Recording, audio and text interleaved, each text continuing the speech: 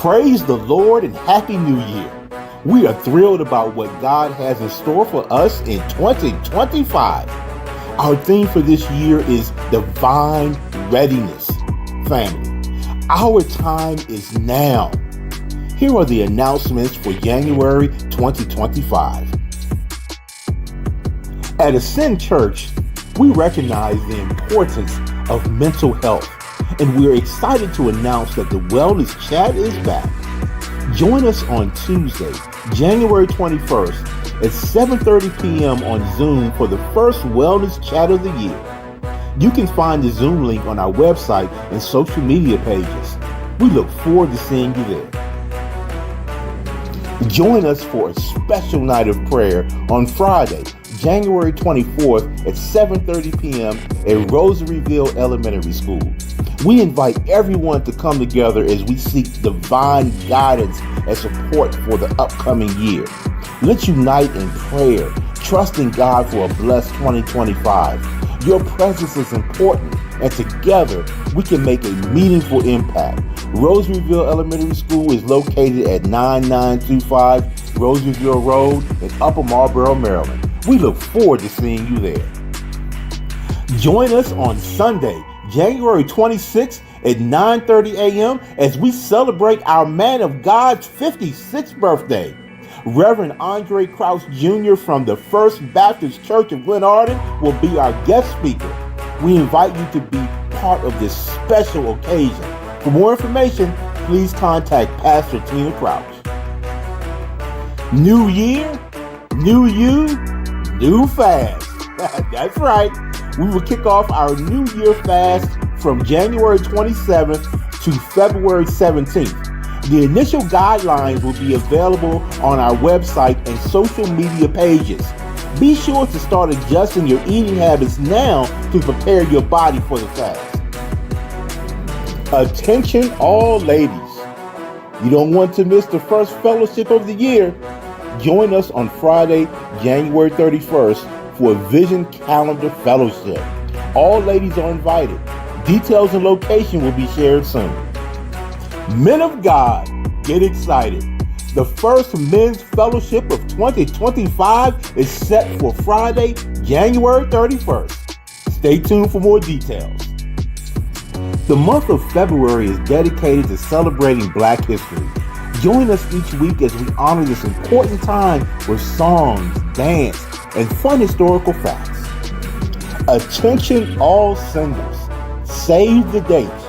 The Ascend Church Singles Ministry is excited to host a Valentine's Day event with the theme Surviving Valentine's Day. Join us on Saturday, February 8th at 6 p.m. More details will be available soon. We are so excited to announce that our small groups will launch in March 2025. Be sure to visit the church website to sign up for a small group. These groups will meet bi-weekly alongside our Bible studies. More information will be shared through our weekly text communication. Be sure to stay connected with us. Follow us on Instagram and Facebook at Ascend Church, on TikTok at Ascend Church MD, and subscribe to our YouTube channel at Ascend Church Maryland. Don't forget to visit our website at www.ascendchurchmd.org for all the latest updates. Well, this concludes our announcements. We invite you to join us for our weekly services on Sundays at 9:30 a.m. at Rosaryville Elementary School, located at 9925 Rosaryville Road in Upper Marlboro, Maryland. Additionally, you can participate in our Refuel Bible Study on Wednesdays at 7:30 p.m. on our social media platforms. We look forward to seeing you at our next service or event. Be blessed, everyone.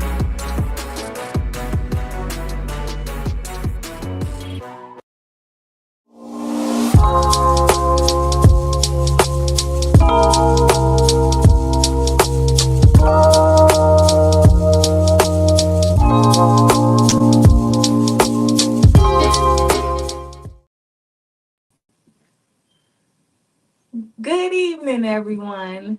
Welcome to Love and Loyalty Panel Discussion Musician Edition. Woo!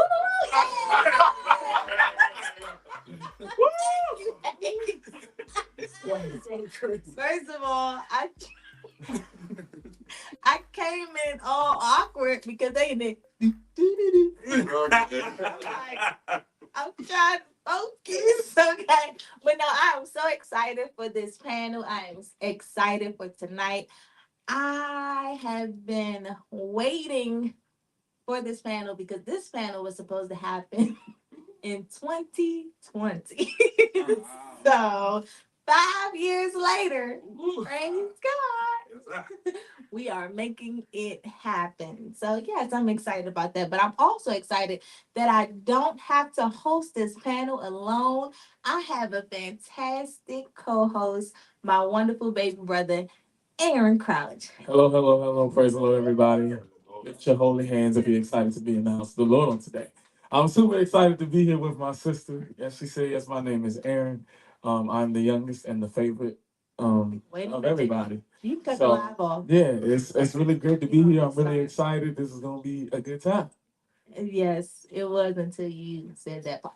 Okay, we know that as the host and the favorite, because I'm the oldest of them all. But we're not gonna go there. It's not about us. It's about the musicians. Oh, I mean, well, it's about Jesus. Yes, I agree with you. It is about Jesus. And Jesus using the musician. Because without him, there you go, Frank. Nothing is possible. Okay, so we're gonna allow them to. This is gonna be a night, y'all get ready. Okay, so we are going to allow them to introduce themselves, starting with. We doing full name. I'm Frankie Grayton II. All right. I'm a bass player. Happy to be here. All right. Love y'all. What's going on, everybody? My name is Will McMillan. I'm a musician, piano player, producer, singer, songwriter, all of the things. And I'm happy to be here with y'all. Yes, sir. What's going on, everybody? I'm Hazeman Abraham II. I'm a drummer, digital creator, brand ambassador, husband, Christian, father, family man, and just, all around lovable person. I love that. Hello, I'm Jamal Robinson. I play bass and I play keys and I do sound. Okay. And you multiple. Okay, so they all have multiple roles. Thank y'all so much for being here. Taking time out of your busy schedule to come and do this panel. All right, so if you have tuned in to the panel before, you know that we have Christian Riz, right? And but this time, it must have okay, here we go. We have Christian Riz Musician Edition. Now I was telling them these are a little bit more corny than they've ever been, simply because Musician Riz is very inappropriate. I could not find but like 6 that were appropriate. So they have their little sign, so they know that thumbs down, they don't like it. Thumbs up, it's pretty good. All right. Are you a piano? Because you got all the right keys. I would use that. I definitely use that. I use it. Wow, you would use it. Do you think it will work? It's possible, yeah. Yes, 100%. It will work. It will work. It's about how. It's not about the what. It's about how. I agree with that. No? Moving on. Is it just me, or are we creating a beautiful melody together? That's not bad. That's church. Really? Did you say that's churchy? Yeah, All y'all gave it a thumbs up. I feel like I'm married one. Okay. Don't worry about it. Okay. They could have said something like, because Okay. we're in perfect harmony, or something like Okay. that. So you would just rearrange. Yeah. Work. Yes. Okay, I got that. Okay, I like that. Oh, God. Can I be the composer of your love song?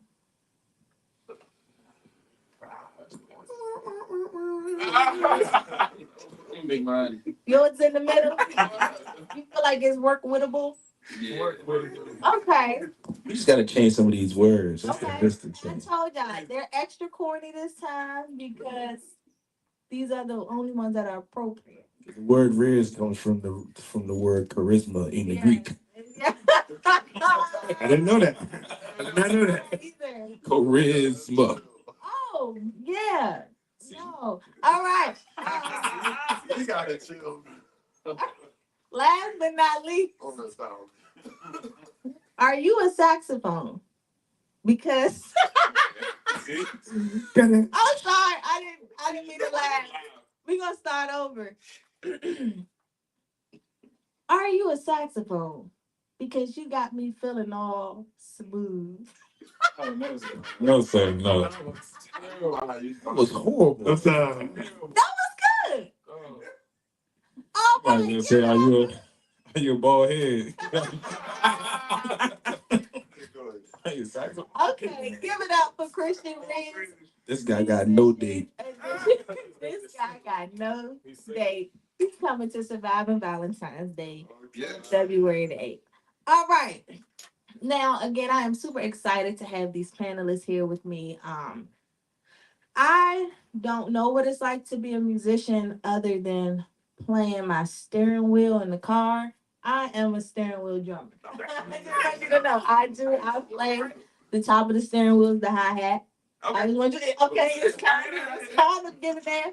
And sometimes the brake is the part on the drum. Very dangerous.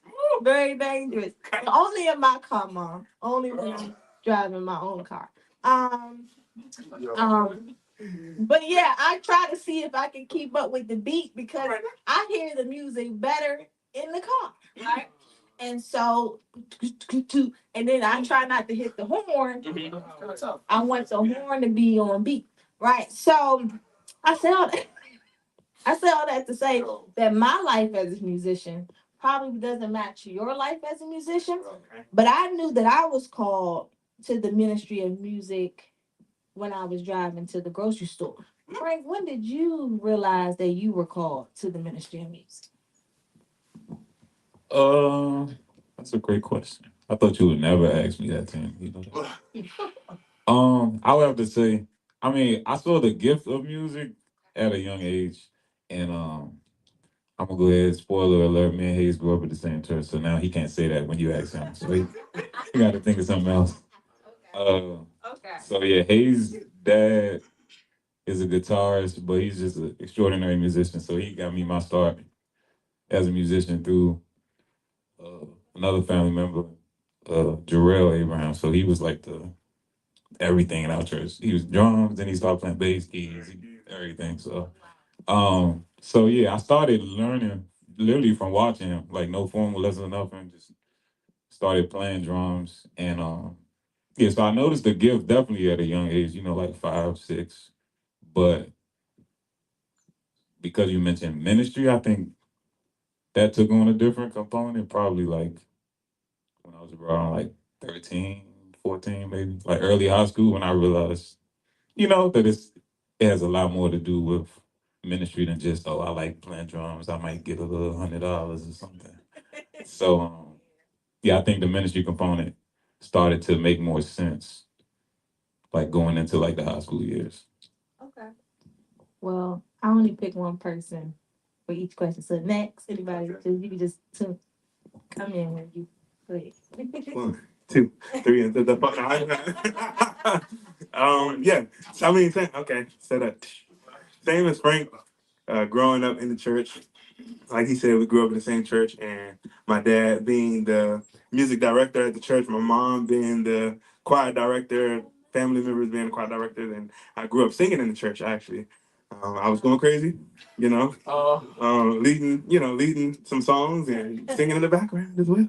But nah, knowing like when I was called to the ministry of it, maybe around 15 when I started playing at my uncle's church. I started becoming more mature in my thinking, and I'm just like, okay, when I play, I'm just noticing how it translates when I'm not thinking about what can I do the best. You know what I mean? When I'm just playing, and my uncle's church is a small family church, but very very heartfelt in their worship. And really really seeing that was just like, wow, I think I was called to do this. And then when I started traveling, after the shows, meeting different people, and just hearing people say, like, when they see me play, they can sense the joy, and it gives them joy and things like that. And that's when I started really understanding, like, this is more than just me playing drums. This is me allowing my light to shine out of me, through the drum set as the avenue, or through the live show or whatever like that. And, people seeing or watching the show. And, yeah, that was around like 18, 19, something like that. So yeah, it's kind of like three different little, Yeah. things. Yeah, Levels that makes to it. sense. Yes. Okay. Okay. Right. Yeah, so much like Frank, I started out on I started out on drums at a very young age. I might have been like 8 or 9. Most of my family plays and sings, and literally every Christmas and Thanksgiving we were around the piano singing and that kind of thing. But I started out on drums. Um, I had a dream. This is so deep. Sorry, but I had a dream that, and I wasn't playing piano at all. But I had a dream that I was backing my father up when he was. 'Cause my father is a preacher, so I had a dream that I was backing him up on the organ, just randomly. And then probably a year or no 2, 3 years later, I started picking up piano, and that's when I realized that I was, called to the ministry, because it was really kind of like that dream that, I saw myself playing for my father. I really didn't understand it until like much later of what was really happening in that. Um, but yeah, and then here we are, 26 years later. Okay. Amazing. So same as Will, I started when I was young in church playing the drums at a young age.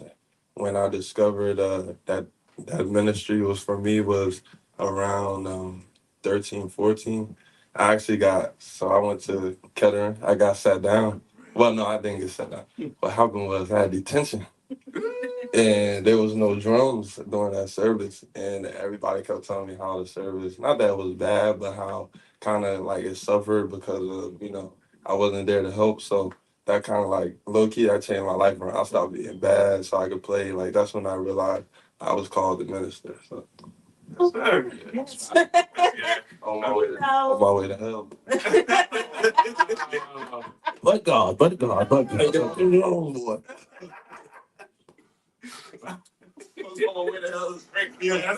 So crazy. I had a response, but not to that. But I'm so glad that you're not on your praise God. Praise God. I had a dream. Wow, that's actually really Happy crazy birthday. now. Happy birthday. Will had a Yes, happy dream, Mike. birthday, I mean, Martin had a That dream. I was knocking down my dad. His story is more deep now when you think about it. With. Wow, my dream hasn't come to pass yet. And I was on my way there. I can't even do it with a straight face. I'm just gonna move on because I can't do it with a straight face. All right. Can you talk about your experiences with merging business with ministry? Anybody? Merging business with ministry. So I'm just keep this real short. Real short, under 30 seconds. Um, Business is 80%, and the actual gift and talent is 20. You have to understand and learn that very early if you want to do this full time and if you want to take this seriously, because and business as far as like money, yes, but it's more so like how you present yourself, like your character, all of those things. That matters more than what your gift is. Because I know that all of us can attest to seeing someone who must try to figure out the best way to say this, but is not as skilled as others, but they're further. It's because they figured out that what's important. And so that's one thing that, because there are a lot of people who are also very, very, very talented, but they haven't gone to their fullest potential because the business and the other things, the 80% isn't prioritized. So that's the way you merge. You just understanding that principle. And yeah. That's good. I would say it's called music business for a reason. And like Will just said, it's 80% about how you carry yourself. And are people going to want to be around you? That's extremely important. I mean, these days everybody coming out the womb blazing everything, and it's just the kind of thing of like what is going to set you apart from that next person. That a lot of times has to be your business side of just doing things. But your question was, how do we deal with business and ministry, or doing business and merging business and ministry? I haven't had a bunch of experience with that.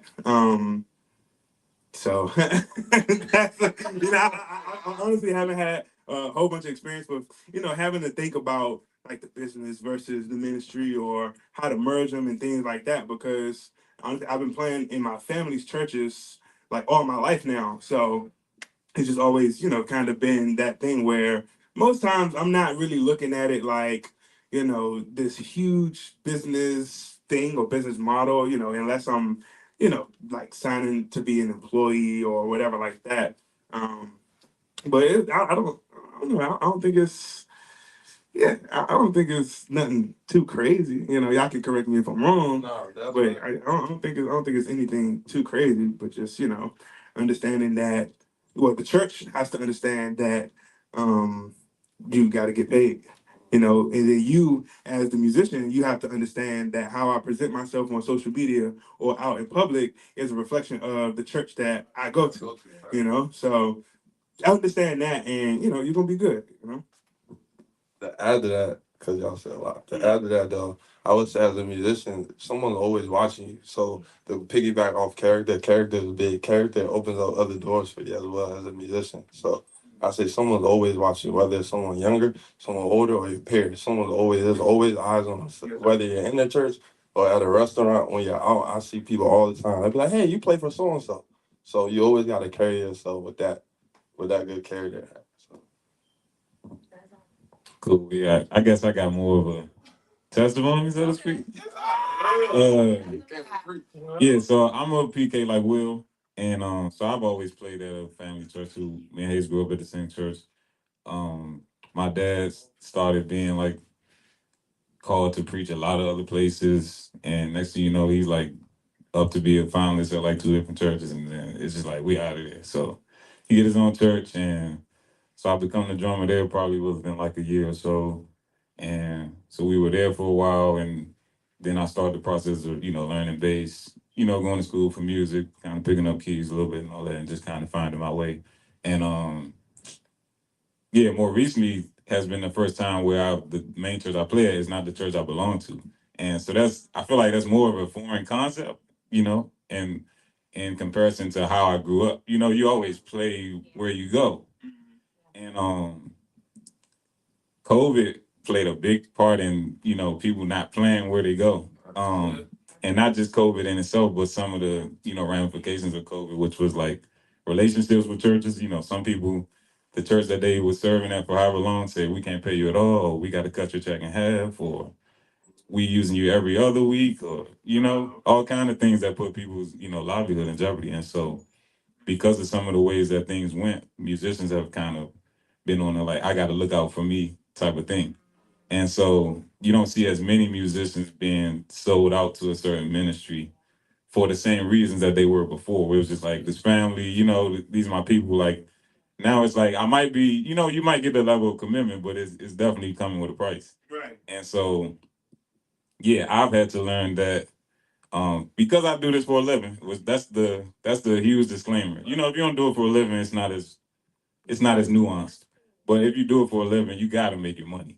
And so because of that, I've had to learn how to balance wanting to, be present for the church that I play at or attend, as much as I can, but also knowing like God didn't create ministry to be to anybody's detriment. So it's like if I'm committed here and I can't put food on my table, then something's got to change, And so I think as long as the two can coexist, where I can be where I need to be and be all right, then that's cool. But if not, then so that was kind of my story. Like, it's still the church I belong to and getting fed at, but it's simply more opportunity for what I need elsewhere. And so just trying to figure that out. I'm gonna turn to my co-host, but I wanted to say, I love how you guys, and I know y'all gotta don't take nothing I say serious. I play too much. But when you all talked about knowing that you were called to the ministry, I think that's very important because when you get into these situations like this, one, your priorities. And I think a lot of musicians don't understand their priorities because they don't feel called to the ministry. They feel like this is a job. This isn't, they don't even, sometimes I know some musicians, they don't even see it as ministry. They see it as work. They see this is a skill that I have. This is what I can do. And so I admire all of you all's testimony and what you say of how you understand that you're called to the ministry and then balancing that work, balancing ministry and getting paid, your business, because you're right, you have to put food on your table. And a lot of times people will jump to the conclusion oh, they just after the money, not realizing that your mindset is, no, I'm trying to eat. Yeah. No, I'm trying to put gas in my car. I'm actually trying to make sure my child got clothes on their back, and that whole $50 a week, 150 is not, it's not cutting it for me. It's not that I want to abandon you. But I do have to feed. I'm a man, not me. No, Okay. And I'm speaking for them. They a man, and so they have responsibility. to add to that, anybody, any musician or just anybody who's watching this, like I said earlier, I don't ever feel like it's the what, but it's the how. It's how you carry yourself in this whole thing of, yeah, I need to be paid. So, something. It's not like, oh, y'all better pay me, blah, blah, or things like that. Like you gotta approach the situation properly in order for them to respect where you're coming from. And most times, when you approach a situation properly, the person on the other end, they'll say, well, we may not be able to pay you what you're asking, but we can pay you this. And, hopefully in a year's time or in 6 months or 3 months, we can pay you what you want. And, it's just all about how you do things, and create those relationships with people. And one thing I've been learning lately is relationships are more important than trying to just get the bag, because relationships are going to keep you working. They're going to keep you getting the call, and people are going to say, oh yeah, I know Will's gonna learn his music. I know Frank gonna be on time. Oh yeah, Jamal, he ain't gonna complain about a 4-hour rehearsal, or things like that. But it's always it's always them kind of things where it's just like every little thing matters. You know what I mean? So yeah, always about how you do anything. I would say one last thing, just kind of, it's kind of just hear me out. So, because I'm not sure if we all have families, but when it comes to, you say ministry, my family is my first ministry. So with that, I have a responsibility to make sure that my family is taken care of, and so he's like, you talking about merging ministry with, business. It is my business to make sure that my family's taken care of. That's good. With a kingdom mindset, seek ye first the kingdom of God, everything will be added. You delight yourself in the Lord, you get all of those things with that posture. With that posture, I take care of my family and I do the things that I need to do to make sure that my family is good. Yes, sir. Family is my daughter, but yeah. But that's a good song. That's a good You know, one. we're gonna put Will's Cash App up on the screen. You can give you an offering. Yes, sir. That's cool. To speak of the hour. Yeah, man, y'all have said some really good stuff. But you know, speaking of different callings and different abilities and stuff like that, all of you are talented musicians, instrumentalists, producers. List goes on and on. Myself and my sister, we're singers. And the process of being brought up in the church as a singer is very different than the process of being brought up as an instrumentalist. There's a lot of like knowledge, technical, theoretical knowledge that comes with being brought up as someone who plays an instrument versus someone who sings, specifically in the church. And so we're just going to get real for a second. Talk about how frustrating it can be when you're dealing with a praise and worship team and we're dealing with a bunch of singers who don't know what they're talking about. Aaron. I mean, not me. It ain't me. My degree is sitting on top of my bookcase. Hallelujah. It's me. No. I'm not gonna lie. It ain't And I'm me. gonna tell you. And then you gonna look at me like I'm wrong. But let's just smile at the end. Okay, who gonna ask? I'll answer first. I'll say one thing, and you as being a musician that you should have is patience. If you don't have patience, you're not gonna be able to be in this game. Yes, sir. That's true. Patience, adaptability. One of my mentors, man, he told me one time. I was just asking him what are some things that he feels like I need to get to that next level of playing the gigs that I want to play. And one of the things that stuck out to me mainly is he said you have to be like a chameleon, meaning any situation that you're in, you have to adapt to it. You're not always going to be working with the same people. I mean, if we're talking about church, you're not going to always go to a church and as a drummer, the drum throne might be messed up or the snare might be broke, the hi-hat stand might, anything. You can't sit there and just complain, or you can't just sit there and be like, oh yeah, I'm not about to do this, or whatever like that. Like just adapt to the situation and do what you went to your gig to do. Do what you went to, minister. You know what I mean? But yeah, it's just all those kind of things, man. Yeah, for sure. All that's great, and that's definitely needed. The other side of it is, because you mentioned in the question you mentioned, how do you deal with working with people who don't know what they're talking about or whatever the case is. I think communication is very important. Like you mentioned earlier, it's not the what, but it's the how. There's always a way. Yeah. You don't got to be rude. You don't got to be, obnoxious. But if you have a concern with how you're being led or how you're being, you know, how the music is given to you, whatever the case is, communication it takes you a long way. And you mentioned patience. I got this wristband that has all of the fruits of the spirit: love, joy, peace, patience, kindness, goodness, all of those things. Dealing with, because you can't expect people to just get it too. Right. There are some instances where you can communicate all day, but the person is going to do whatever they want to do. You have to assess if this is somewhere where you want to serve, and it's like, do you want to deal with this? And if you do choose to deal with it, then you exercise these things. But do your best to communicate, because you never know, or even provide some kind of resources to whoever you're frustrated with, because maybe they don't know. Yeah, exactly. So Yeah. that's what I would say with that. Yeah, I think they all mentioned some great stuff for sure. I think um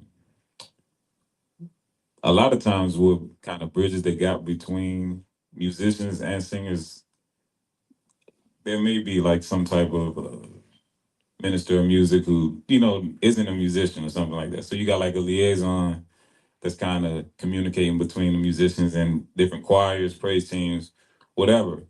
And so sometimes, depending on who that liaison is, like it can make things interesting. I've experienced a lot of church goers, who may be on the choir or praise team as rather pleasant. And this is just my experience.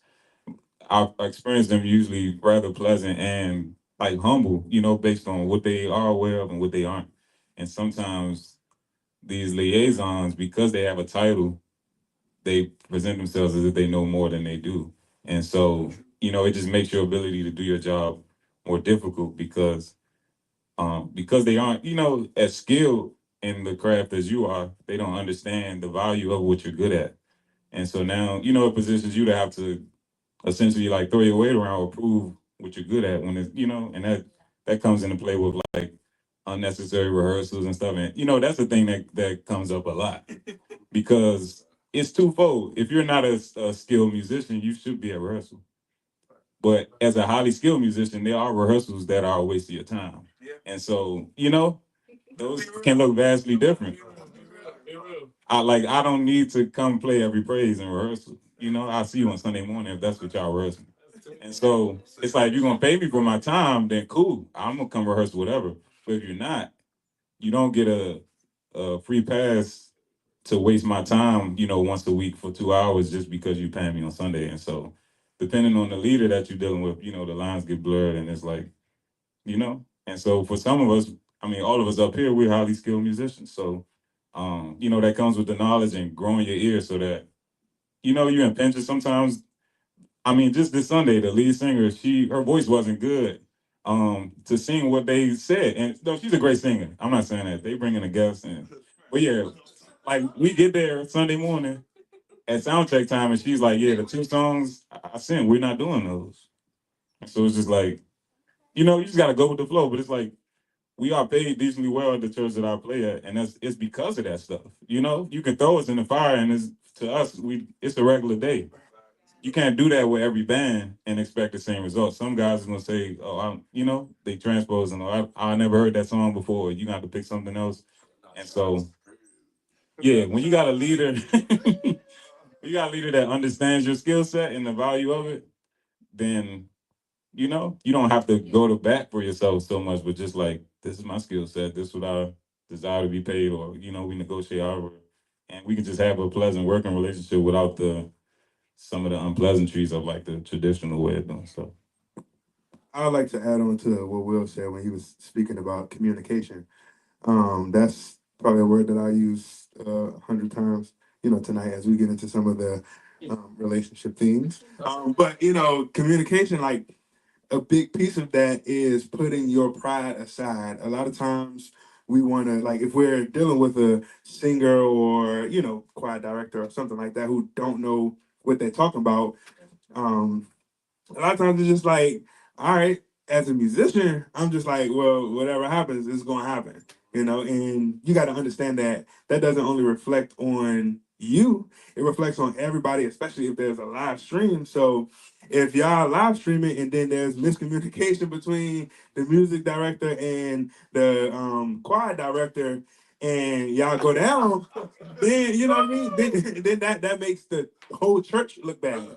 Then now people aren't going to want to tune back into your stream, and you potentially lose members, things like that. But I feel like there's a lot of, from the little bit of experience that I do have with just playing in the church and being a little more in the forefront of playing in the church, it's just a lot of pride on both sides. And pride goes a long way sometimes. You got people who literally aren't going to talk to each other until the rehearsal, or they're not going to talk to each other even, at the rehearsal until we get to a song to rehearse. And it's like, okay, those parts are wrong that y'all are singing. And I'm playing keys, but it's just like, I gotta, I gotta help when I can. I can't just sit back and be like, I'm just let y'all go down in flames and then I'll correct y'all. But some people have to learn by experience. And, that's something that I've learned over the years. Like, some people, they don't do well with being told, what to do or what not to do, or being advised on what and what not to do. They're gonna just, do what they want to do anyways. I have children now, and like, you tell them not to do something, but they just gotta see. They gotta see if the iron is really hot, and unfortunately that iron is,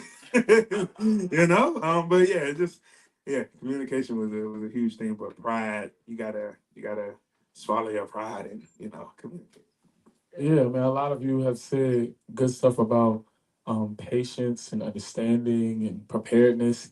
And just on the other side, it goes both ways. It's important for singers to be prepared, to be patient, to be willing to communicate, but also willing to learn something, because as I say, the training as a singer in the church usually does not involve any type of theoretical curriculum or anything like that. You know, we just learn how to make the sound. Exactly. But I think one of the great things about the collaboration between the line of musicians and the line of singers is that, you know, we can learn. Yeah. We can learn from one another. So, and as long as there's an effort being made for the singer to improve, for the singer to get to the point where they know what they're talking about, I think that always makes for the best kinds of musician, singer, or praise team band relationships when people are willing to learn from one another. Can I say I feel attacked? I just would like to say because thank you, Frank. I feel like I'm one of those people. Sometimes you know it's kind of hard to learn the words.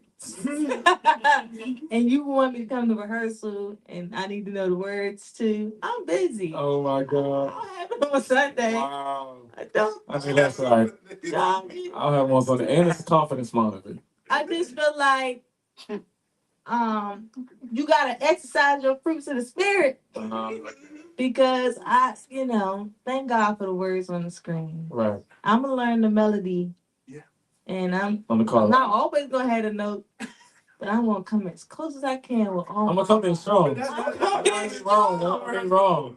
I want to say one and last. anointed. Ah. I just feel like if you I'm just playing. That's not. I know that's bad. I'm gonna do better. Y'all are convicted me. All right, go ahead. I just want to say one last thing too, and I said this in the praise team meeting that we had the other day. There's no big I and little you when it comes to music ministry. We all have different roles, but we're all on the same playing field. Yeah. Just because I'm the MD doesn't make my role more important than yours as a volunteer soprano or whatever the case is. There's like this unspoken like war between praise and worship leader, praise team, musician, and sound. It's like it's better when we understand that we're in this together. Scripture speaks on unity and so it's just I just wanted to kind of point that out and hopefully, we can all come to a place where that is our reality that we understand. We're all in this together because we are performing for an audience of one. In that performance in the audience of one, we're ministering to his people as well. So yeah. Sorry. I'm sorry. And I know we're going off on this, but I often like to think of things, and although I don't deal with church a whole bunch, it's the same way when you're playing secular music as well. If you're playing with the band, or in my case, a lot of times it's just me, the DJ, the rapper. I like to think of it, but going back to church, I like to think of it as the worship experience is your body, and everybody everybody who's playing a part of the worship experience.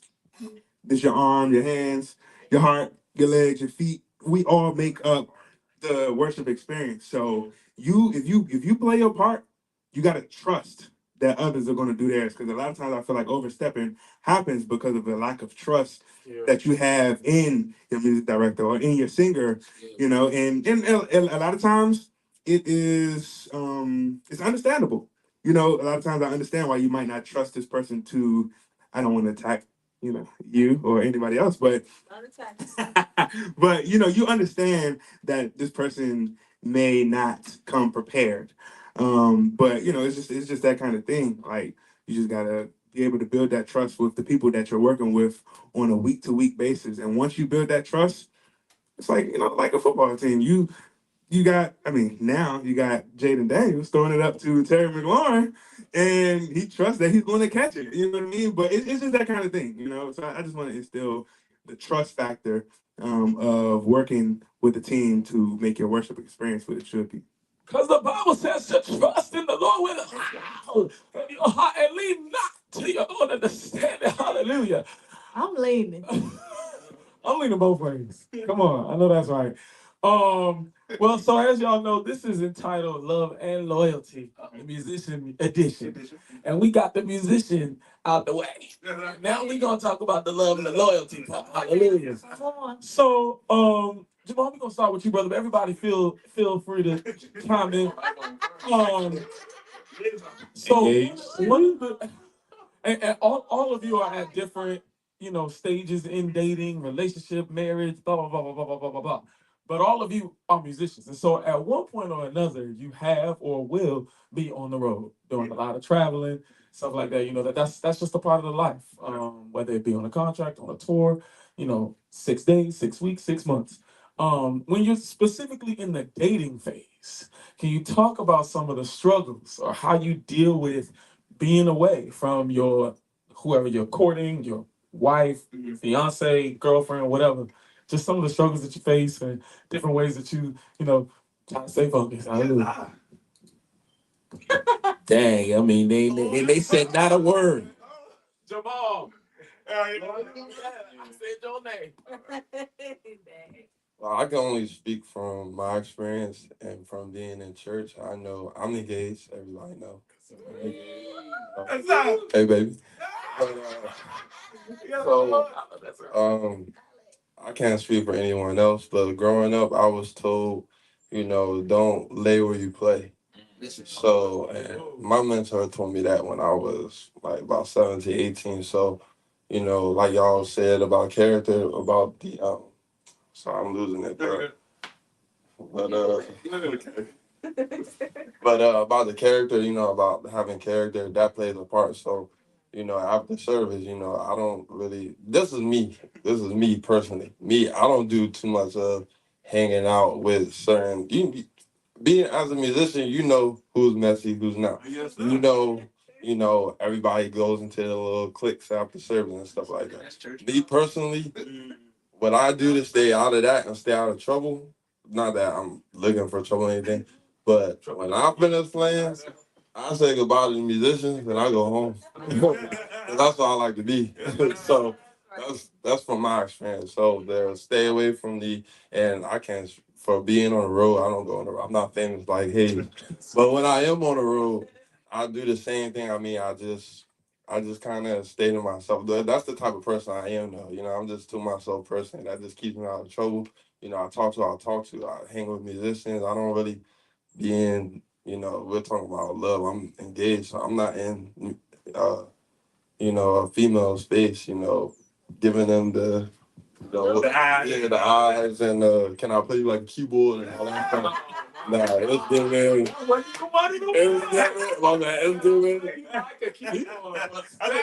Gotta edit the live. Gotta edit the live. Sorry, but yeah, that's my answer. I just try to stay out the way. I try to not be in everybody's face. I go, like you said, it's a business. It's a business and there's a spiritual side to it. So you just gotta be smart.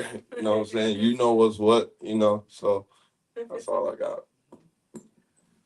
Well, I would say over my experience of traveling, I've dated, somebody who was very insecure, and that is a difficult thing to deal with in the dating phase, because it's almost like it's never going to go away.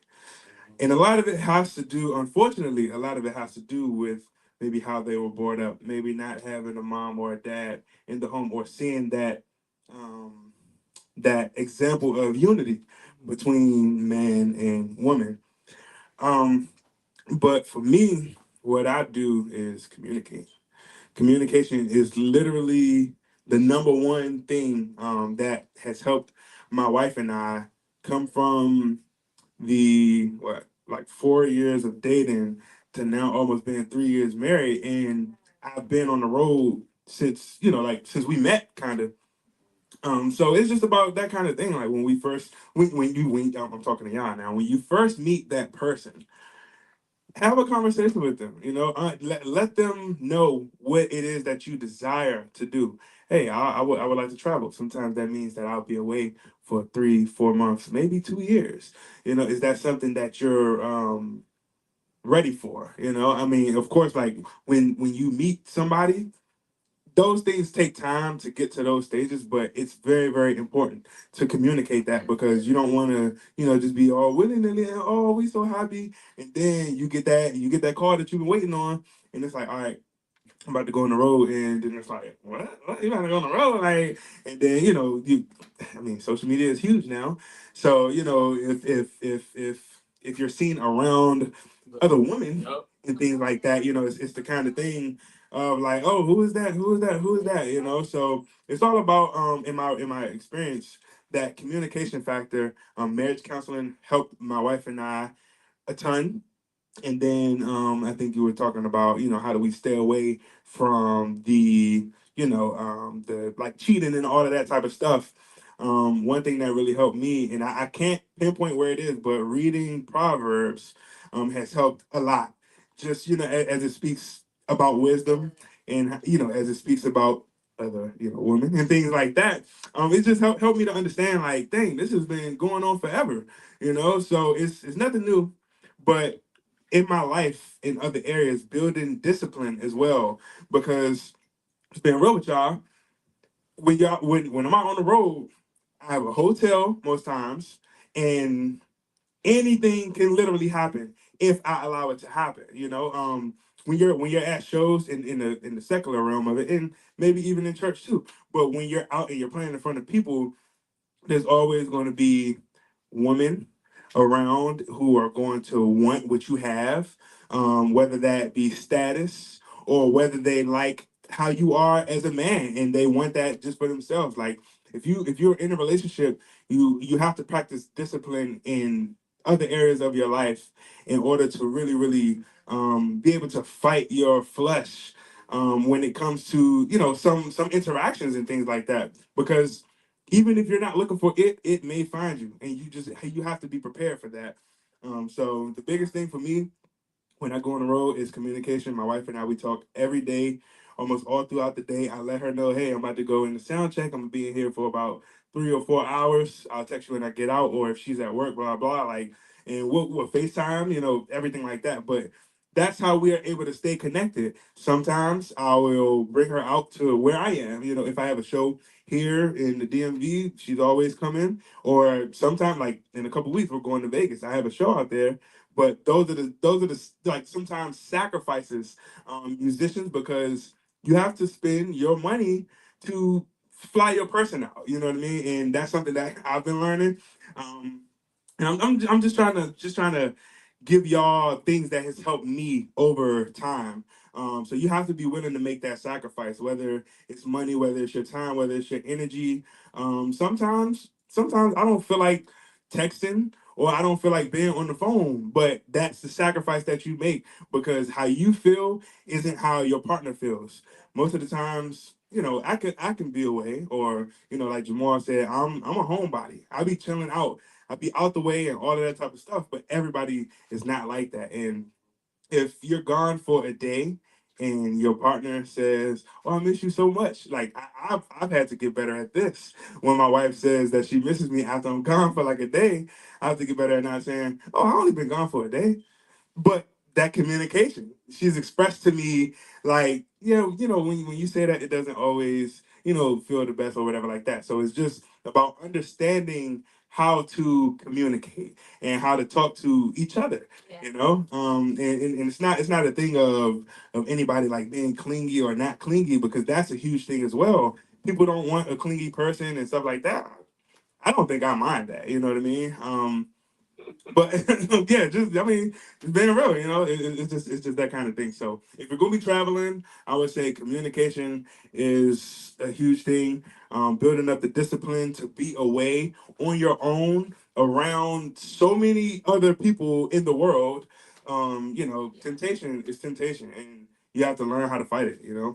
So yeah, that's kind of my experience. Don't fumble, Rachel.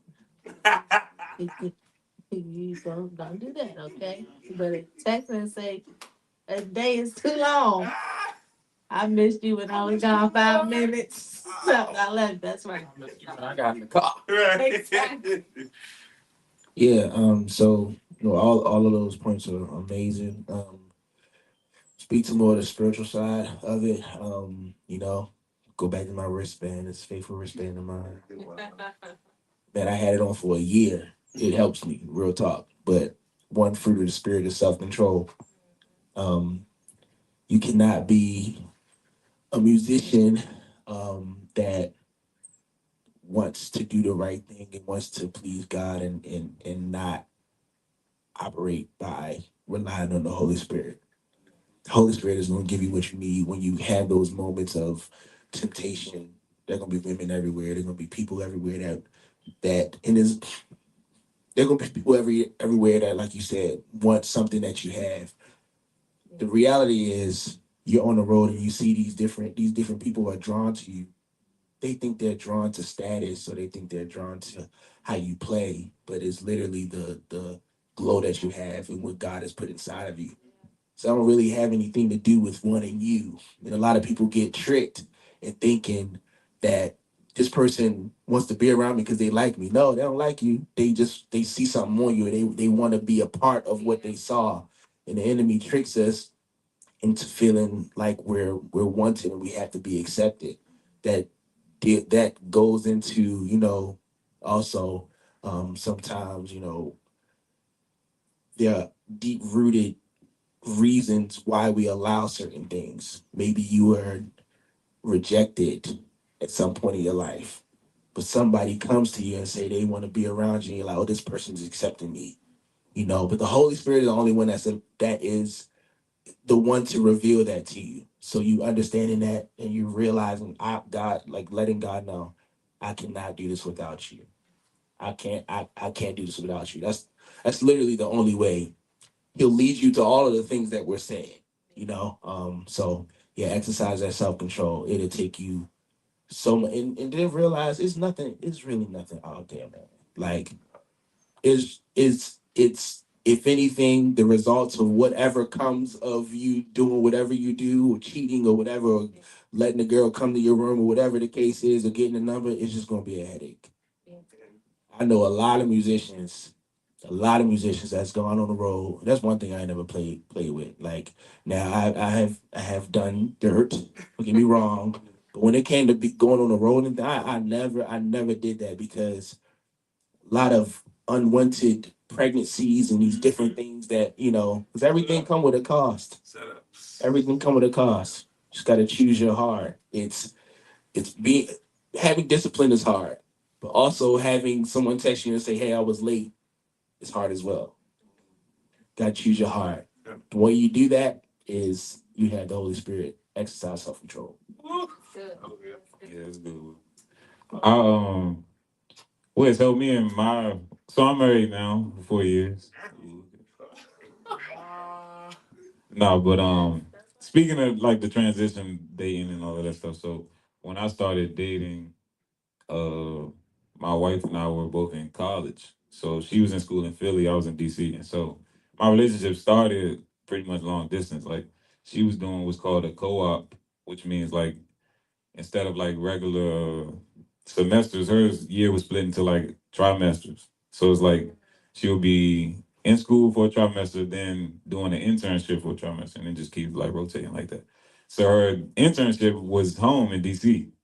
So when we link back up or whatever, she's home on an internship. Then it's like once we lock in and start dating, she's back in Philly. So our relationship was, I mean, it's 2 hours away for real, but it's still long distance. So we had to learn how to and really lean on the foundation of our relationship, which was us being genuine friends, and and being sure of each other's character. Because yeah, us being far away, it's certain things you just got to be sure of, or it's not going to work at all. And so it's like, if I think you got eyes for someone else, or you think that about me, you know, 2 hours in between us just magnifies what already exists. Because it's like, that's an issue if we both in the same city. We can live together and it still be an issue. So, yeah, the foundation of our marriage, which was us going to high school together, being friends in high school, we were sure of each other's character, and so that kind of carried us through the rough patches of just being away for weeks and weeks at a time. And there's I know all of us who have dated in long-term relationships or even been married. You just know that sometimes literally time away can make it's something that wouldn't be an issue, like a issue. And it's nothing other than the fact that you miss your person or whatever. Y'all haven't had an intimate moment, just embrace or whatever, and now it magnifies something that really wouldn't be anything. And so you got to be able to be in tune with your partner and communicate effectively to be able to navigate those spaces. You know, Hayes was talking and I was laughing because I said I've been in a long distance relationship with a drummer. But he did live in the DMV. he was in the DMV. But our relationship was still Tina, please. still That's so crazy. Not to get delivered. Because I didn't understand why it was so hard for us to get together. And we live like 12 minutes away from each other. My God. But long distance in the same. Okay, we gonna, for the sake of time, we're gonna go to the. I had a question, but we're gonna go to the other question that Aaron had for the. Auntie's family is doing an amazing job. Look, let me say this. Look, okay. Put applause in the chat. Yes.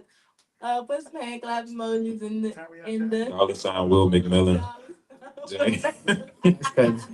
in the chat. Yes, look, I don't know about you, but I am learning so much from these guys and seeing things from their point of view. As a person that has dated a musician, just two. And it was just two. It was amazing. No idea it was just funny. I had no clue. You know, I always talk outside of the house.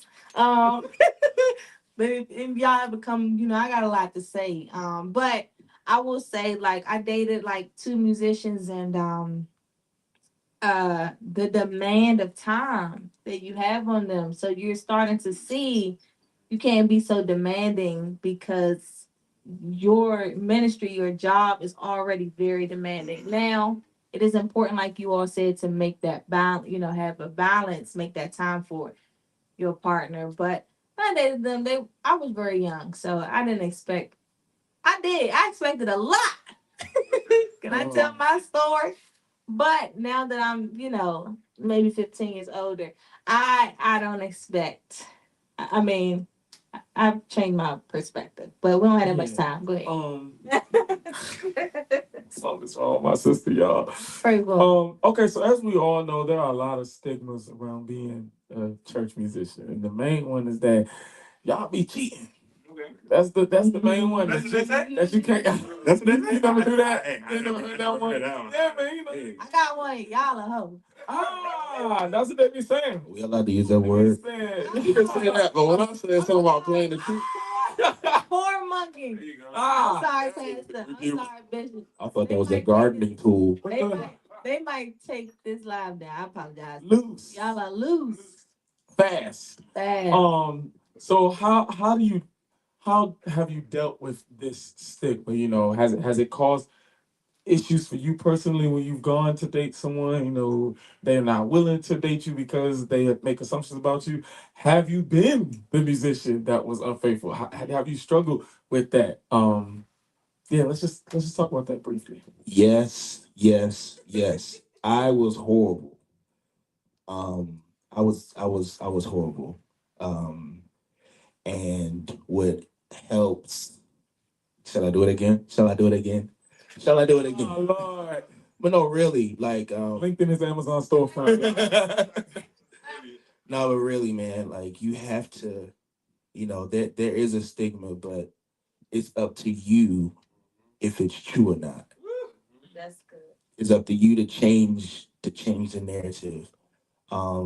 Because it doesn't have to be that way. We're all going through our own different journeys, and you know, sometimes life puts you in a place where you're put in a position where you have to change. But whatever that means to you, I'm telling you, if you're a musician and you do, you know, have struggles, you do have issues with, you know, self-control and whatever, you don't have to hold on to that. A big thing that attributed to my looseness or fastness or whatever you want to call it was I didn't have real accountability. I didn't truly understand what accountability was until as of like 4 years ago. But once I have real accountability, someone or some people that I can tell the truth to, not just give, you know, they say, how you doing? And you just like, I'm doing all right, I'm cool. but then I'm going home looking at porn, or I'm going, I'm in this girl's DMs, or this girl coming to my house while I'm going over her house, but having somebody that I can tell the truth to, somebody I can say, yo, like, nah, really, I'm not struggling. I'm doing whatever I want. This ain't a struggle, So you don't have to be the stick. You don't have to be the stigma. But also understand that you're not perfect. So you need to have contingency plans or different things set up to where you don't fall into those things. Because it's not about being perfect. It's about putting those things in place and allowing the one who is to perfect those things that you're struggling with. Yes, sir. So yeah. That's right. All right, go. That was good, Will. I would say too. Uh, I think what precedes accountability is first a personal relationship with God, because you have to know His Word enough to know that He says these things are wrong, and you know what I'm saying. So before, I feel like Will getting there, he had a relationship with God first to be convicted about stuff, and now it's like, well, I'm convicted about it, but nobody's helping me not do it, so I'm just doing it, and so you got to be able to we got to know His Word, and so I think that's another stigma too, that musicians don't know the Word. We just want to come and play and get paid, and that's the thing that all stigmas do come from some percentage of truth. It comes from somewhere, but it's not accurate for the entire population, and so we do have a responsibility to know what God says, and we start to pattern our lives after the model that He set, and so I always say that we don't have to be devils to fall into sin. Like, we're made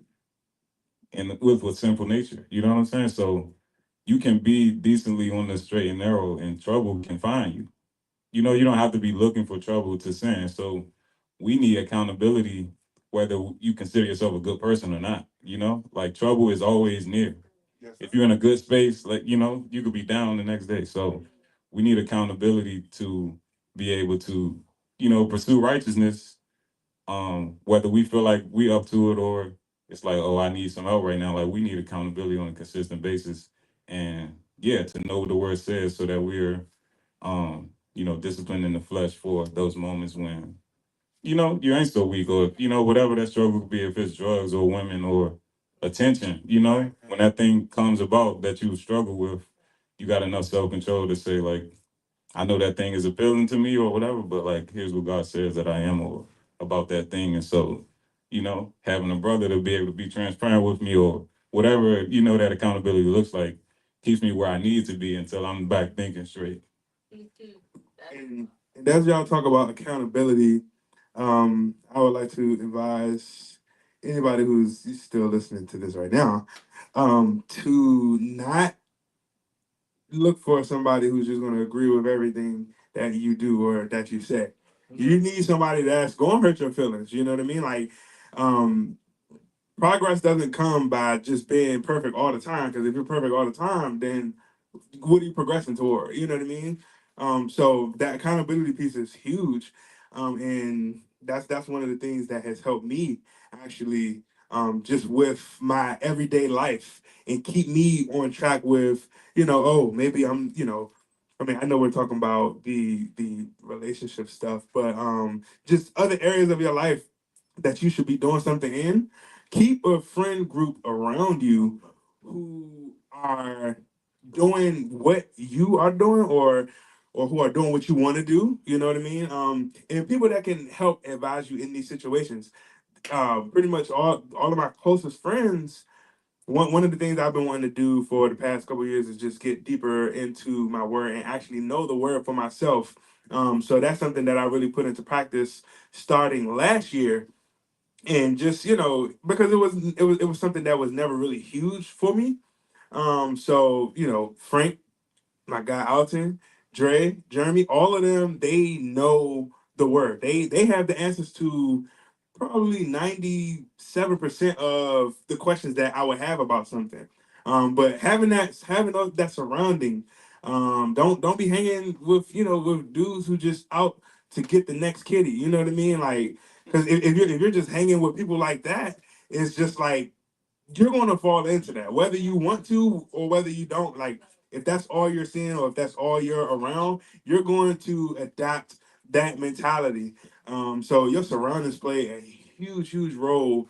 And then another thing I would say that I feel like it help is, going to therapy for things that have hurt you in the past, because a lot of times the things that we do is just a retaliation on what has hurt us in the past. Like Frank was saying, whatever your vice is, whether it's attention, drugs, or anything, a lot of times you turn to that because of something that has happened in your life, or something that has happened before you were born. I like to watch a guy named Cliff, and the he makes this analogy type thing all the time, and he says, it's everything is about choices. So he's saying that if your parent is a drunkard, or they have this problem, it's either going to go one or two ways. You're going to do it because they had that problem, or you're not going to do it because they had that problem. So it's all about making the choice to do what is correct. And another thing, like Frank and Will just said, is knowing the word, and understanding that. So yeah, man. I'm gonna piggyback on what you said because you took my answer a little bit, but I'm gonna talk about who you surround yourself around. For me, like I said, I can only speak from experience. The thing that saved me was the people who I was surrounded telling me, nah, that's not cool, bro. That's not what we doing. Like, you go, surround yourself around people that's doing what you want to do, or where you want to be at, or that's where you want to be, or just trying to get to where, you're trying to be. So I think I just want to piggyback off that is who you surround yourself. That's a big part of, this, because you around people that's doing that, that's, after they get, yo, what are you doing, man? You see Shorty was like this. That's playing in your head. You think about you right at home, you like, dang, she was looking good. She was looking like, you know what I'm saying? Like, It's always 50 minutes away from the house, what's up? So I'm just that has a lot to do with it though. That has a lot to do with it though. Who you surround yourself with. If you surround yourself with people that are just about going out blazing on organ to see what girl they can get out the service, well, that's what you gonna be. Not everybody, but I'm just saying like that's how I be though. That's how it really be though. It really be it. Yo, if you value the call of God in your life when it comes to ministry, when it comes to your gift, when it comes to what God has put inside of you, like I'm just any musician out there, singer, whatever your gifting is, whatever your calling is, go the opposite way of that. People that, 'cause I listen, like if his conversation is just alluding to like anything that will take me away from what God has called me to do, or just living the life that is pleasing to him, like I'm quick to be like, yo, that's not what I'm on. Yeah. Because that's your protection. That's your protection. It's really, like I said earlier, it ain't nothing out there. It's not worth it. If anything, it's just a headache. After you finish doing what you're doing, it's almost like if we could be real, it's almost like a thing like it like wakes up. It's like, Yes. why did I do that again? Even while you're doing what you're doing. Even why? Even why, and most times after. It's like Yeah. what was I thinking? So that conviction, what I'm saying, that conviction, kind of sets in, and of course, like God gives us grace to, overcome the next thing. But listen, go the other way. I promise you, in your future, in your ministry, in the lives that you will impact, is so much worth it. It's so much worth it. So yeah. It's crazy because as you all were talking, a question that came to my mind was, do you I understand that paying musicians um is important for your livelihood. But do you think that paying musicians in church also created this issue where people just start learning to play just for money? Like a lot of musicians don't see it for money. Like, or do you think they don't merge at all? I mean, I know I see a lot of musicians. Some of them come to church They don't stay in the service for the word. They leave out. They play. They walk away. They come right back when they hear the pastor start, and then they like, that's my time. Let me get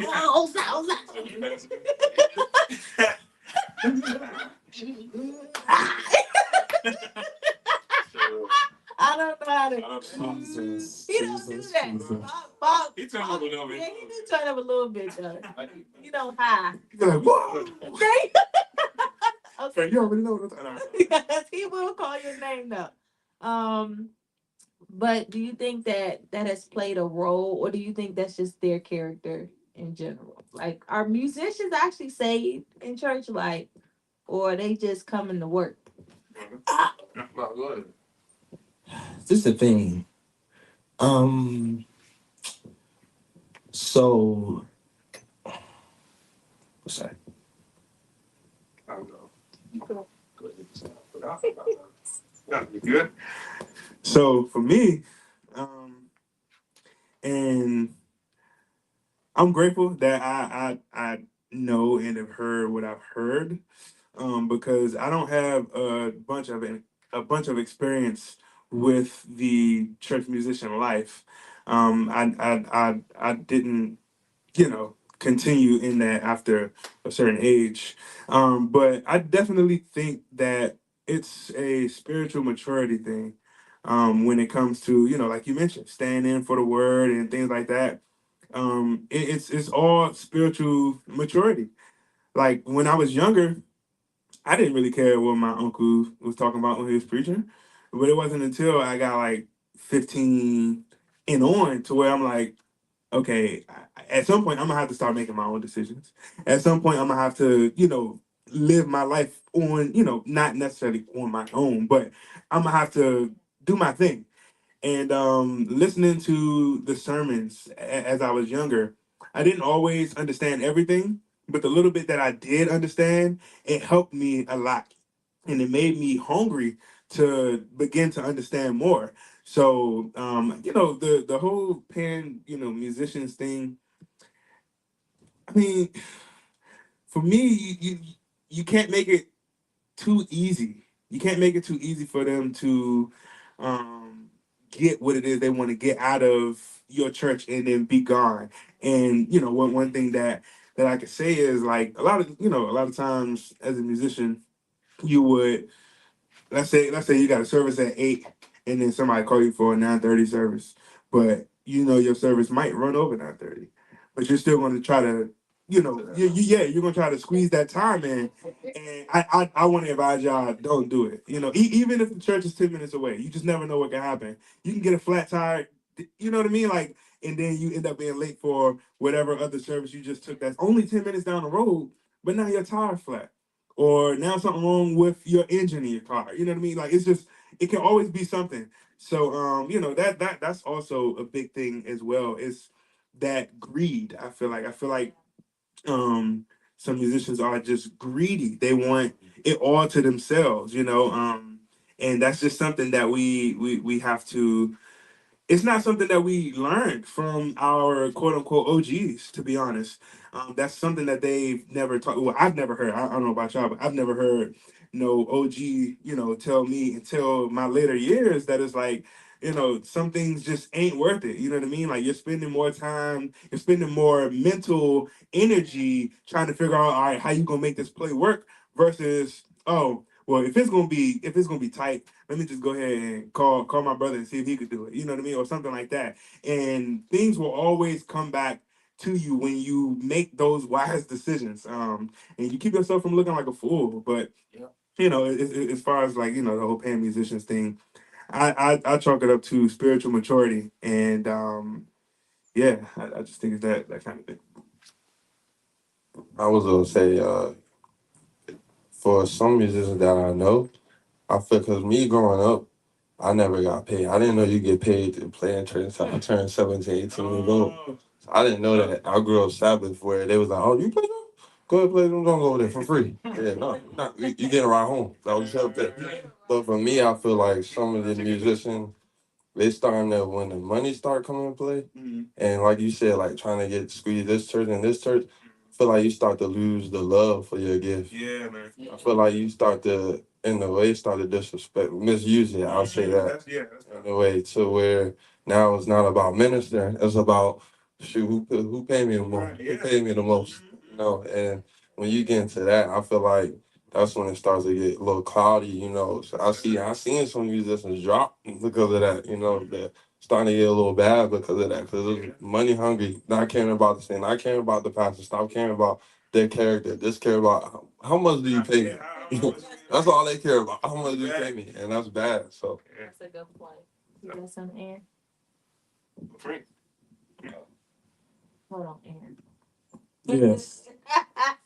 It's like now you all said a lot of really good stuff. I definitely think a lot of the musicians that play in church don't see themselves as a part of the praise and worship team. And like you all alluded to earlier, you know, we are all praise and worship. Like every single part that goes into it creates the worship experience. And so your anointing shines through, yeah, or the lack thereof. It shines through. And so it's very important to actually have that relationship with God. I mean, you know, like we said in the very beginning, y'all gotta pay our bills. We gotta eat as well. But of course, it's super important to make sure that that spirituality is there, so that you know you can be a good steward over your gift, over your calling, and also being a good disciple to others. Good. And a part of, I'm happy you use the word good steward too, because a part of you being a good steward is also you discerning where there's always a why, understanding your why where you serve. Now, um, with that, because all of these points were phenomenal. There's another side to it because there's some ministries that do take advantage of musicians that are, available. Um, so you just got to understand your why and understand if you look at this as a career, or a job in a sense, because if this is your job, you'll have things in place that solidifies that. And with that, you'll discern where where you do your job. And, that's why I said like earlier, like the business part is very important. Now, I don't mean to sound mean or anything, but if you transposing and, you're not learning your music and not being a professional and all these different things, you shouldn't be worried about no check. You should go home and work on your craft until you are at a place where but um yeah, it's just understanding your why. And I promise you, like, you know, you seek the kingdom, everything else will be added. All of it matters. All of it. All of it counts. The business side, the ministry side, all of it matters when it comes to you. But you gotta understand why you do what you do and trust that God will send you the hows and the whats and the wheres and all of that. So That's a good point. yeah. What was this question again? I just want to hear the question. I'm sorry. I know what it's about, but I just want to hear the actual question. Pretty much, do you feel like musicians are even saved? Oh, right. You did say that. Okay. Um, yeah, I remember what you asked too. I thought your other question. Yeah. Wait. Like, does it impact? That's the first part. Yeah, like does it impact Because you mentioned some musicians. It's a lot of learning. learning? Like, Yeah. are they learning Right. just to get paid? Yeah. So I'll address that. I don't think. I mean, a musician lifestyle it's not the glamorous lifestyle. You know, like we put in a lot of work to get shortchanged, like more often than we get more than, you know what I'm saying? Like oftentimes, like we're putting out more than we get back, I feel like. So if any young guys or aspiring musicians out there, like if you love music, do it, but definitely don't come to it like it's the quickest way to be a millionaire. 'Cause Don't let TikTok and Instagram fool you, my guy. it's not a glamorous lifestyle. So I would say I don't perceive anyone to see our lifestyle as such that like, oh, that's a quick fix, like let me become one. I do think the way that the circuit is now and like how even post pandemic, like the pay scale and stuff is different. It has stunted a lot of musicians' growth. And I'll say that because there was a point in time, and this make us sound old. I know we're not even that old, but there was a point in time where there was a certain amount of work that you knew you had to do to be able to make a certain amount of money. And so it's like by the time you earn that check, you're the musician that you should be to get that. And so the reason that don't happen as much now is because I mean churches always need musicians, but we're in a day and age now where information is like at your fingertips. So the church from 20, 30 years ago, like the church we grew up at, we had a pianist who he played in like F and probably like E flat or something. Like I don't know what keys he played in, we ain't playing all of them. So they might start singing and he's gonna play in the keys he playing, and you're gonna have to figure that out. And so times are just different now. Like there are way more musicians who are functional on their instrument now, and that's gonna come with a price. It's not just some random dude who go to the church and happens to play piano a little bit. Like you got professionals out here, so they are expecting something. But now it doesn't take you as much to get paid anymore, and that's the problem that I run into because you cannot be that good and get a decent check, which for a young teenager or young adult even who's still at home or whatever, you can make $2,000-3,000 playing in church, and you're not that good. And so when that happens, like it stunts your growth because a part of your journey is like I want to be able to do this for a living. So it's the money thing attached to that. So the sooner you get the money, if you're not just sold out on being an elite musician, you're gonna settle at where you start getting the money. And so a lot of times today it's like, well, I do transpose and like, is that good? No. But I make $800 a Sunday, or I make however much I make, and I could do this gig, and or if it's an electric organ or electronic organ, I could play that too, and Electronic can transpose. Yeah. And so it's that kind of thing, like motivation versus discipline, where it's like, discipline can carry me to certain things, whereas like my motivation will kind of falter at times. And so if you're not just ultra motivated or disciplined to be a Will McMillan or Hazeman or Jamal, on your instrument, then you're gonna settle for when you start making that money. And nowadays, you can make money without being highly skilled. And so you end up being a musician that's not necessarily anyone's like top choice or whatever. And so now you kind of start watering down the pool of musicians where it's like you're used to being paid a certain amount. So you carry yourself as if you deserve that amount, but in certain environments, people don't want you. And so, that's the thing that I've been running into where it's like, if you want this thing, you gotta want it for the thing and not what it gives you, because currently it gives you more than you deserve. That's just the reality of it. Like we were in a space, like I remember the church my dad was pastoring for about 12 years. I was, getting into my own bass, and we had this bass player, Anthony. And, me and him were butt heads just sometimes. But like Anthony, he always had, I feel like, my best interest at heart in terms of me getting better. Yes, sir. And so when I wanted to start playing in service, he like, man, you can't play in service until you can, like really play anything that happens. And I'm just like, man, that's such a, like, why you holding me to that? Like, if they send out the songs, these are songs we doing, I can play the songs, like, whatever. But he like, man. And so I started learning, like, because church is so nuanced, anything can happen. Somebody go off the songs that we rehearsed and start singing something else. And now I'm like fumbling because I don't know the song. And so what he was really saying is be a seasoned musician before you take that leap to try to be playing services. Like you grew up as a drummer, like that's really what I think he was attempting to say, like take your time.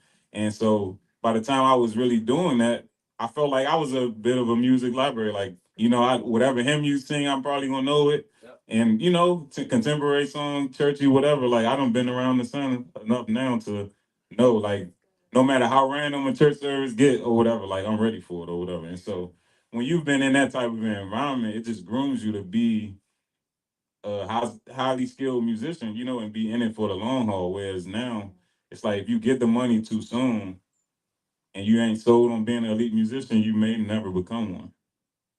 I think the money, the amount of money, because everybody's paying. I think that I kind of think that hinders people's skills. I feel like I'm just talking about musicians, little musicians I know from around DMV. They get good enough to play their part, or get good enough to get the check, and then they like, oh yeah, I'm good. Yeah, I can play your church, I can play your church, and that's not how it works. 'Cause like you said, anything can happen. What happens when you go to a church and they sing a song, or I don't know, they pull out a song and you gotta learn it real fast, but it's an easy song, but you don't know the little easy chord progression.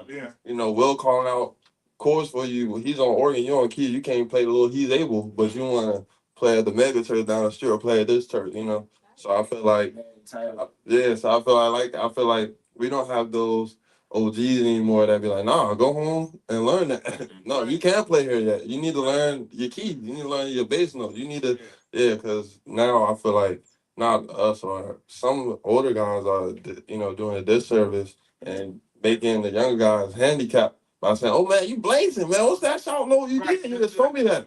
And then it's kind of hyping them up, and it's like, well, after the bump, oh, now the pastor wants to sing a song. You can't play it. Right. And if you can't play in the key that he wants you to play it. So now you got to get off the work and go on the, you know what I'm saying? So. That's a good point. You know, hold on, we gotta go on. I'm sorry. Y'all gonna say I'm ready to talk now. Give me another question. We've been here for an hour and a half. Y'all is fed up. I know that's right. You need a part two. Okay, yeah, we can do that. No, this is what I wanted to say. I wanted to say that it is so impressive how you all can handle the business side of ministry or just learning your craft, even knowing your character. But I feel like a lot of musicians struggle in the area of knowing how to find a spouse because it's not the same as learning to play an instrument. And so when you are a musician, how do you discern the difference between, because you guys mentioned it earlier, the difference between somebody that's just after you for your skill set or your name or versus somebody that actually just likes you for you? Like, what are some of the signs that you look for? Because we talked a lot about musicianship on the love and loyalty panel, but we ain't talking enough about love. Well, for me, it's time. Okay. For me, it's time. For me, I like to get to know you, spend time with you. Well, he's engaged. Work. Okay. No. You sure? You talking? Like I said, time. So I like to spend time. So now I forgot the question. Say it one more time, please. Sorry. No, I got you. No, it's fine. Like, how do you discern the difference between somebody that's just after you? Like I said, time. I spend time with. Like for me, it'll come out eventually. So for me, I like to take my time in relationships. I like to take my time. My fiance, I didn't date her for 3 years, but I known her for 3 years until we got engaged. So time. That's how I separate the people that want to just be near me and the people that actually really care about me. So. Yes, sir. That's good. That's good. Yeah, that's. I mean, I love the time piece, because over time you're building that relationship, and you're not just jumping into it. My wife and I did it a couple months before we actually. No, we were friends for a couple months before we actually said. Well, before I told her I want to make you my girl. And then we got into, and we were dating for years. But over those years, you begin to see things. You begin to understand that person just a little bit more. Of course, things always are magnified when you take that step to now being engaged or married, and then you begin to live with each other. That's a whole different thing. But over time, for me, it's just honestly spending time. I mean, I think that's the only thing. It's one of the only things that really really can help with you if you're trying to like find love or anything of that sort, and just understanding who you are. I think that's a huge piece of it as well. Understanding who you are and understanding your value. A lot of times somebody they may I think it was Will saying it earlier. You may think that they want you, but they want your value. You know what I mean? So I don't think I'm always the best at discerning things, but I feel like that's a huge piece of it. When you're stepping into, okay, I'm gonna make this person, my girlfriend, or I'm gonna make her my wife. It's all about it's about the discernment. You know what I mean? Like when y'all first meet, how are y'all? How is she acting towards you? Is she always wanting to be on the gram? Is she always wanting to be in that spotlight, or or in that limelight? Because a lot of times I feel like that is opening a door for things, because now if y'all are having a problem and you're not posting as much, somebody's going to know that y'all are having a problem, and that's them opening the door to slide in DMs like, hey, everything all right? How are you? We haven't talked in a while.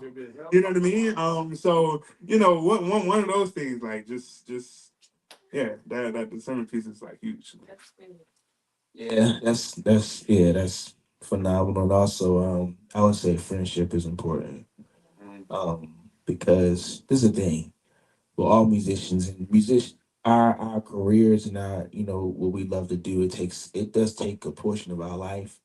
But I promise you this, we live life more than we even play our instrument. There's a certain percentage of life that we live that has nothing to do with our instrument. And what I mean by that is you having a friend that you can just be normal with. You don't have to put on. You don't have to impress. You don't have to be a certain kind of way, or because at the end of the day, like I was saying earlier, these people, in through time and all of that, these people are attracted to your aura. They're attracted to the stage and the lights and all those things. But then I've been in situations where I fell for that, where a girl would come to me and say, "Oh my God, I just love you, and I'm such a fan." Da, da, da." But then we get together and you get to know me and you realize I'm not what you deem me to be on the stage. I am me. You get to know me. And so having someone that's a friend that celebrates you, but that's not impressed with you. They're impressed with some things that you do, but they're not impressed with you in all that comes with you. It's just really, really important. And that's how you're able to um to differentiate that. Um yeah. Yeah, that's good. I mean, they all said great stuff. I mean, discernment, friendship, those are all great components of a like good, solid relationship. And I think, yeah,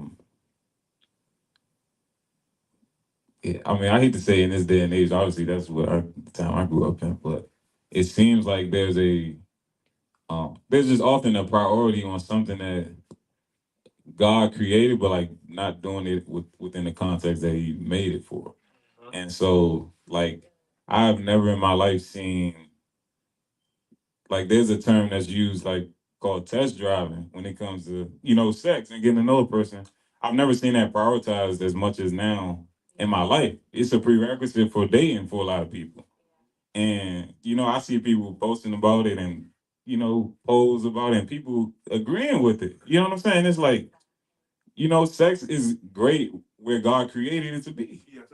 But if you put it before marriage, like it just gets out of hand. You know what I'm saying? And so, with all the stuff they're listening, um, sex is the thing that I often see get placed ahead of those things.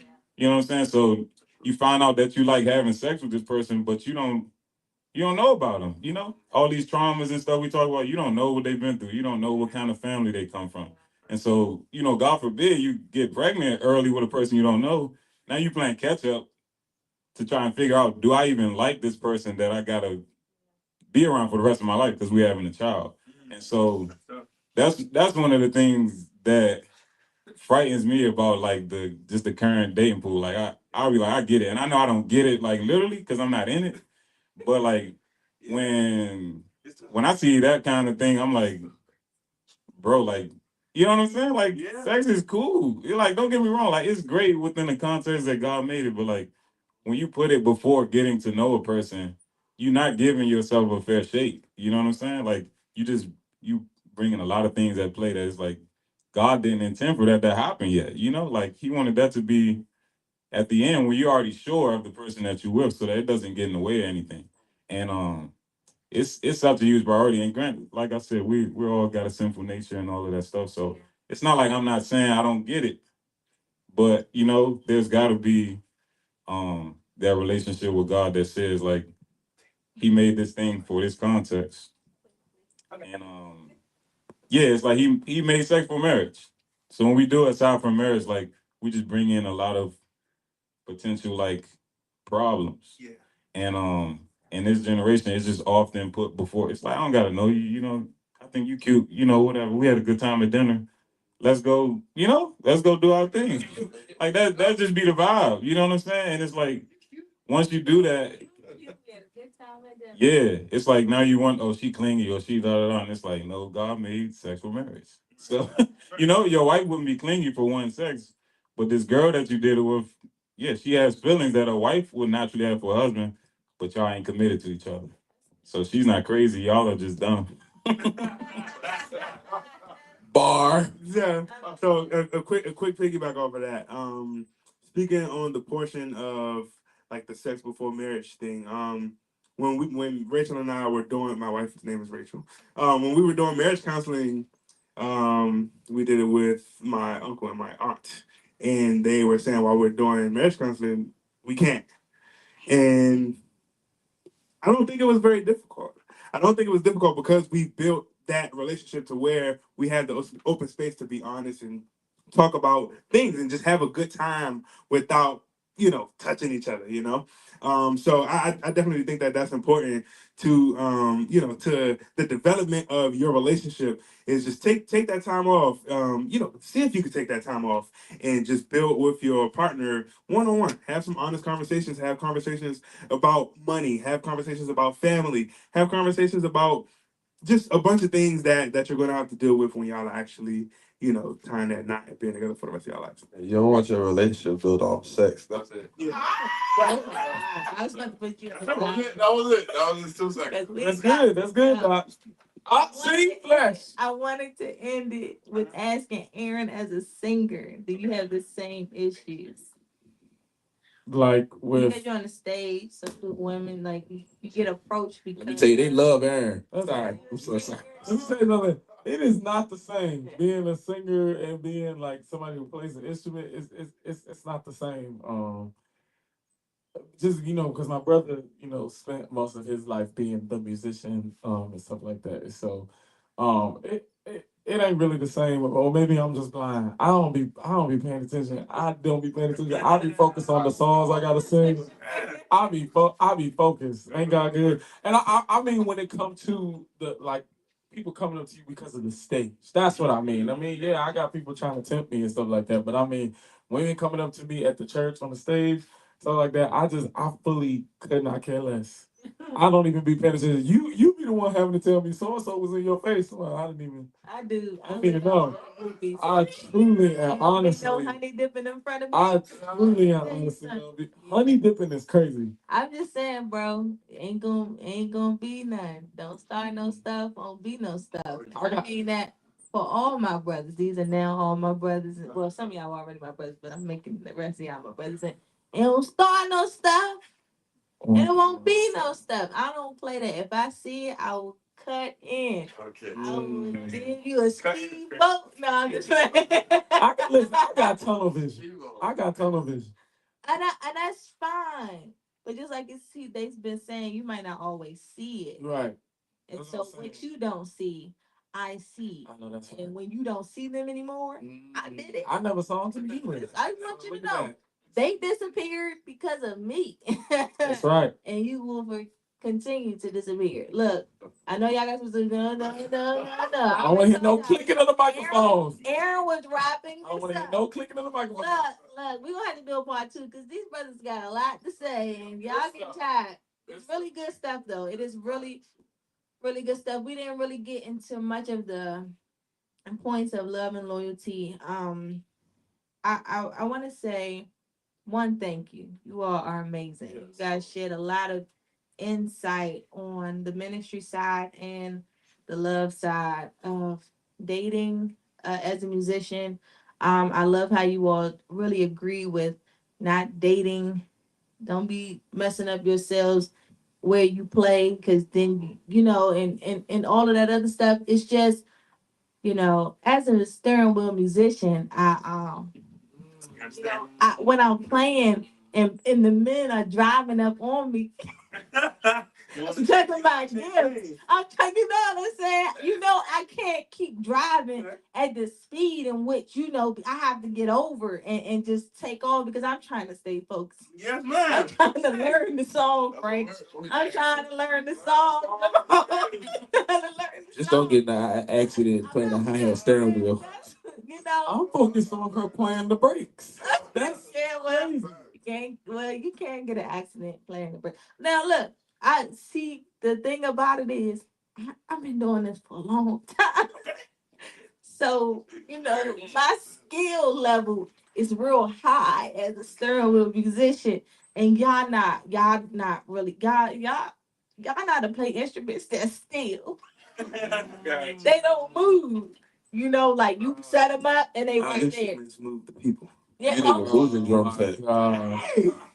my instrument protects the road. Oh, I'm warfaring on the highways and the byways, and I'm getting to my destination. Look, let me tell you something. I don't almost feel be lying. I was lying. I'm not a steering wheel musician, but I will say that I have learned a lot from them when it comes down to love and loyalty, when it comes down to being a musician, one that only knows how to play This Is the Day. But if any church is hiring for This Is the Day, I'm available. I want y'all to take into consideration one thing I will say, and I'm gonna end this. I pray for y'all, all of you singers, musicians, especially as this panel was coming up. Definitely took some time to really pray for you all, and I want to say this to you guys, but also to those that are on the live, to be careful, just allowing people to just say anything over you. And one of the things that the Lord was really dealing with me about, and I'm not preaching, I just want to say this to encourage somebody, is a lot of times that they say that, man, y'all got that David anointing. And God said to be careful not to take on all the attributes. Don't just receive it because it's said just by anybody, just because he was in the Bible, and we know that what he did with his instrument, David had a flesh problem. And don't take on the skill and the ministry of the music, but also take on the character of the womanizing and the adult, taking somebody else's person because you just receiving, you got the David anointing. I got part of what David had, the good stuff. I'm gonna take on the good parts, but just be careful what you allow in your ear gates, in your hearts, and stuff like that. And I don't tell people, don't listen to secular music, but I will say be careful what you listen to as well, because you know sometimes we listen overly. We don't listen to no gospel that week, and our minds be messed up, and then we trying to get in there and set the atmosphere in church.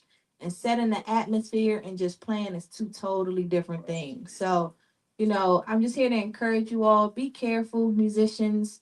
Um, People coming for y'all. And as you guys hear all the time, you took the devil job. So you are definitely a target from the enemy. Be careful. I really, my heart goes out to all of you all as being instruments used by the Lord. The enemy will do anything he can to pervert your gifts. Stay out of that woman's bed. If you're a woman musician, stay out of that man's bed. Do what you got to do to protect your anointing, protect your ministry. Do what you got to do. I'm telling you, it makes a difference. We see difference as singers fasting, just going straight, no eat fasting.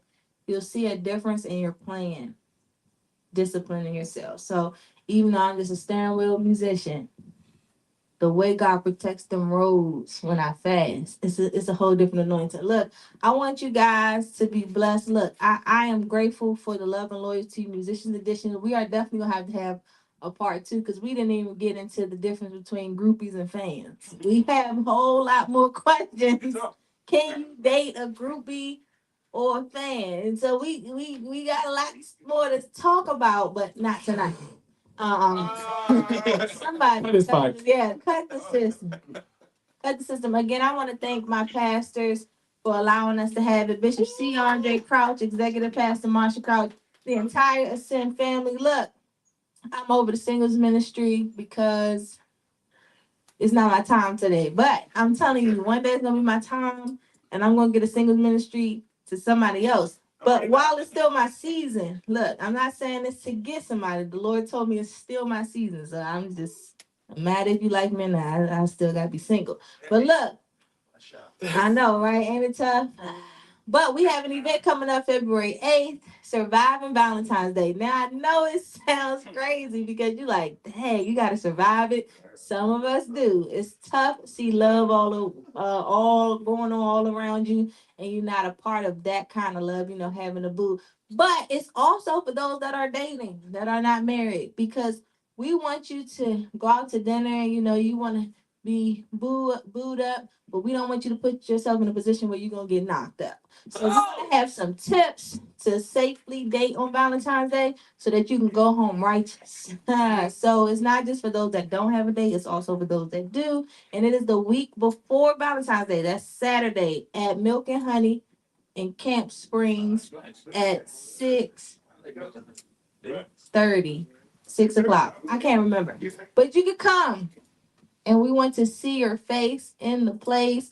We're gonna play some games. It's a DJ I think already there, but we're gonna have our own little stuff. And I don't know what's on his agenda. You make me happy. Okay, no. Oh, I don't know the second We're line. done. Oh, Also, we have another panel coming up. The date will be announced soon, and it is Love and Loyalty Preachers Edition. And the co-host will be none other than my wonderful daddy, Bishop C. Andre Crouch. And one of the panelists, because he has no choice, didn't ask him, but just know, hi, Reverend Andre Crouch, you are one of the panelists. So dates coming soon. We're going to get some more preachers, and look out for that. We love you. Thank you for taking this time out on MLK. Happy birthday, Martin Luther King. You and Will had a dream, and they both came to pass. I had a dream. Exactly. That God is doing a new thing. We will see you all next time. Have a good night. Be blessed. Be safe.